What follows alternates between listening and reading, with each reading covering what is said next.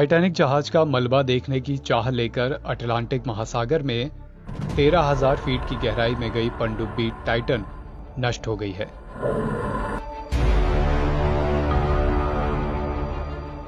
इस पर सवार पाकिस्तानी अरबपति सुलेमान दाऊद और उनके बेटे समेत 5 लोगों की मौत हो गई है।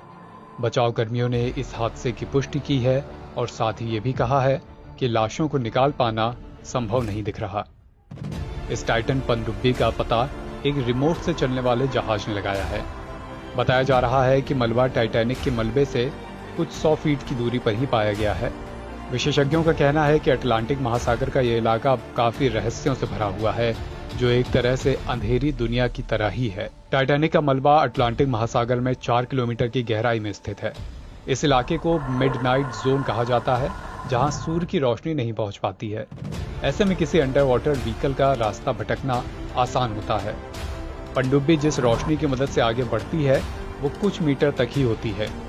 विशेषज्ञों का कहना है कि इस समुद्री इलाके में घुप अंधेरा है और पानी बहुत ज्यादा ठंडा होता है।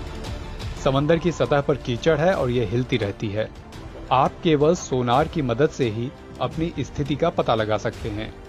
इतनी गहराई में रडार भी काम नहीं करता। समुद्री विशेषज्ञों के मुताबिक समुद्र की सतह पर दबाव ऊपरी सतह की तुलना में 390 गुना ज्यादा होता है। इसलिए यहाँ जाने वाली पनडुब्बी की दीवार को काफी मोटा बनाया जाता है ताकि वो दबाव को झेल सके। समुद्र के अंदर हवा और लहरों की वजह से तेज करंट भी बनता है। इससे समुद्र की सतह पर पड़े सामान की जगह भी बदल जाती है। ये दबाव कुछ वैसा ही होता है जैसे अंतरिक्ष यात्री स्पेस में जा रहे हों। टाइटैनिक जहाज का मलबा डूबने के करीब 100 साल बाद भी गल रहा है और टूट रहा है।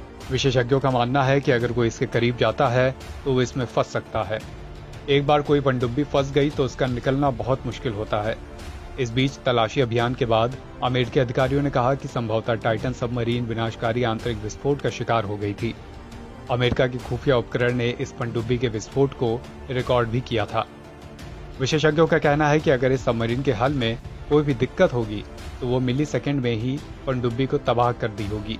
इस सबमरीन का यात्रा शुरू करने के 1 घंटे 45 मिनट बाद ही संपर्क टूट गया था। इसके बाद से लगातार ही पूरे समुद्र में पनडुब्बी की तलाश चल रही थी। लगातार ये खबरें आ रही थी कि पनडुब्बी में अब ऑक्सीजन की कमी लगातार होती जा रही है, ऑक्सीजन का स्तर गिरता जा रहा है। इसमें भी लगातार शंका जताई जा रही थी कि पनडुब्बी में जो भी लोग हैं उन्हें बचाया जा सकेगा या नहीं। और आखिर 22 जून को बुरी खबर सामने आ गई कि टाइटैनिक जहाज का मलबा देखने की चाह लेकर अटलांटिक महासागर में 13,000 फुट की गहराई में गई पनडुब्बी टाइटन नष्ट हो गई। इस पर सवार अरबपति और बेटे समेत 5 लोगों की मौत हो गई। एनबीटी ऑनलाइन की रिपोर्ट।